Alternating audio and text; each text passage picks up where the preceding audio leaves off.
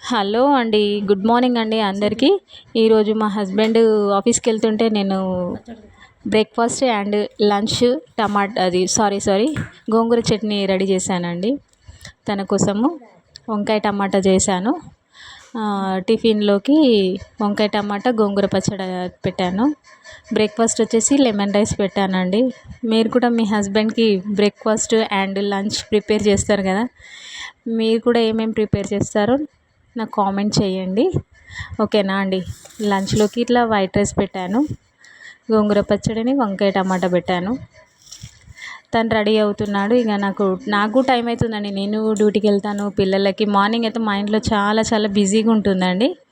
అయినా కానీ ఇక చేసుకోవాలి. 8కి నేను వెళ్తాను, 7:30కి మా హస్బెండ్, 8:30కి పిల్లలు వెళ్తారు స్కూల్కి. చాలా బిజీ అండి. మీకు ఈ వీడియో నచ్చినట్లయితే లైక్ చేయండి, సబ్స్క్రైబ్ చేయండి, కామెంట్ చేయండి. ఓకేనా అండి.